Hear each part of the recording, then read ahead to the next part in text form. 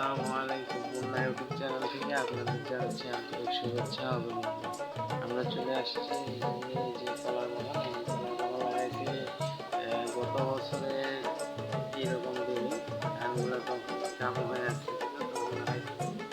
তো এখন 1 বছর পর এই যে দেখতে পাচ্ছেন কলা গাছ, এই কলা গাছে অনেকগুলা কলা গাছে কলা ধরছে, অনেকগুলোতে ধরেনি।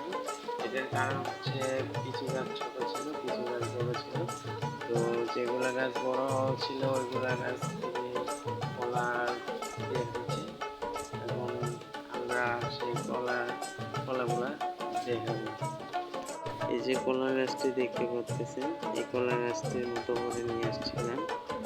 আর হচ্ছে এই যে দেখতে পাচ্ছেন কলার মস্কা বের হয়েছে, এই মস্কাটা একটা বের হচ্ছে এখনো, তবে আর কি অনেকটা আছে।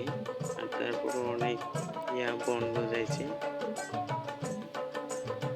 আপনারা দেখতে পাচ্ছেন যে এই কলার কান্দিটা, এটা এখনো পর্যন্ত কোনো কীটনাশক প্রয়োগ করা যায়নি, যার কারণে এটা ছোটই আছে। তারপরও গাছগুলা দেখতেছেন যে কিছুটা কলার হচ্ছে, সেটা ধরার কারণ হচ্ছে এই যে পাট গাছগুলো আছে, এটার কারণে।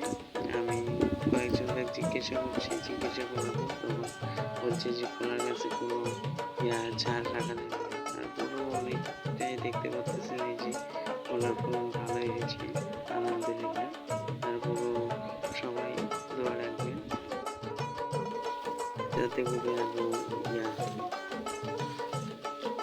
তো আশা করি ভিডিওটি ভালো লাগবে। আর এই যে দেখতে পাচ্ছেন পাট গাছ হচ্ছে বাণিজ্যিক খাওয়ার জন্য, বিশেষভাবে বাণিজ্যিকভাবে লাগানো হয়। এটা বাড়ি খাওয়ার জন্য যে কলা বাগানের সাথে সাথে পাট গাছ লাগানো হচ্ছে, যেটাকে বলা হয় পালসা খাতা। তো সবাই ভালো থাকবে। যারা দেশের বাইরে দেখতেছে তারা আমার আইডিটা লাইক